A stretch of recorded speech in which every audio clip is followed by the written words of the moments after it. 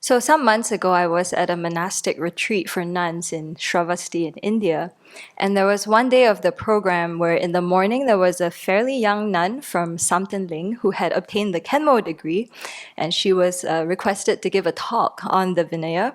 And she chose the topic of the Vinaya of single intent, the Gongchik Vinaya. And it's a text that was, I think, composed by the founder of the Drikung Kagyu lineage, Lord Jigten Sumgun. So she gave a talk in like the entire traditional style, right? We began with the traditional Tibetan prayers to Manjushri and so forth. And then she introduced the writer of the text, gave us some background on the importance of learning the Vinaya, and then some background on the text, and then zoomed in on one line from it's like 20 pith verses or statements about the Vinaya, and then she zoomed in on number 13, which was basically about what to practice and what to abandon, and focused on the 10 non-virtues and how we can practice avoiding them in our daily life. And then she ended off with a brief question and answer. And so, everything about that teaching was traditional, except that it was given by a young nun who was of Tibetan origin, but her family lived in exile in Nepal, is my understanding, and that's where she grew up. And she was among the first generation to receive the Kenmo degree. So there was that in the morning. And then later that afternoon, another young nun from Bhutan, who belonged to the Bhutan Nuns Foundation, gave us two presentations. One about the establishment of the Bhutan Nuns Foundation, what they were all about, what their work was, and then another presentation about the first full ordination for nuns that was given in Bhutan, I believe, last year. Yeah.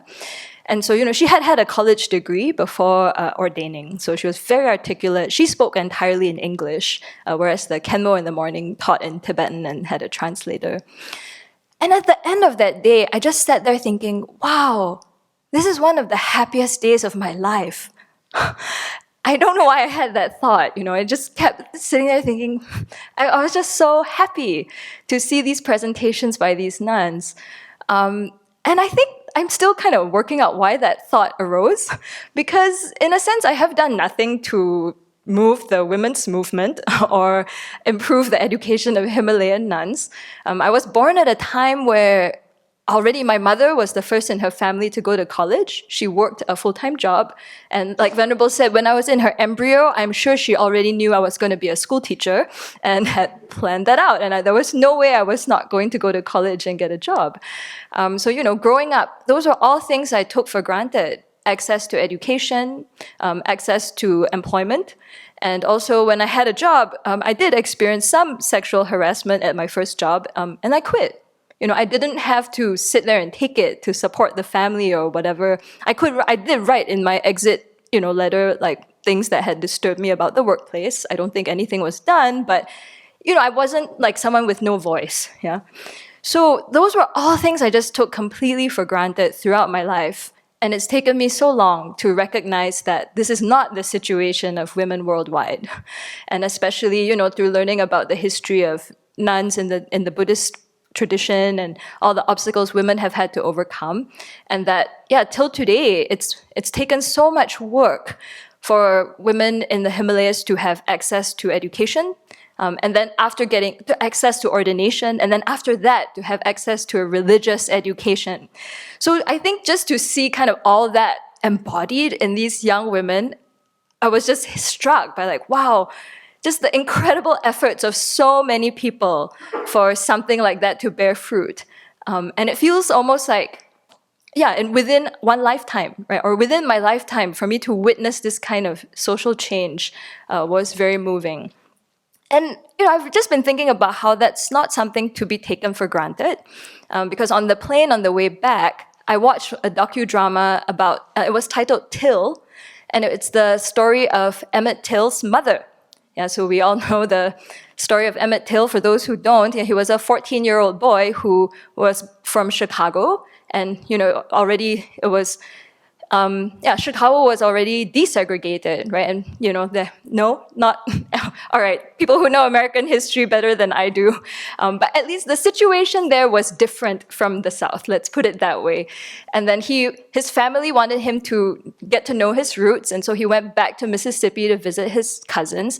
And during that time, some kind of faux pas happened when he went into a store to buy candy, the result of which was the woman store owner felt threatened. No one actually knows what happened in there. The New York Times' best guess is that he might have put money into her hand and touched her, thereby crossing this huge boundary.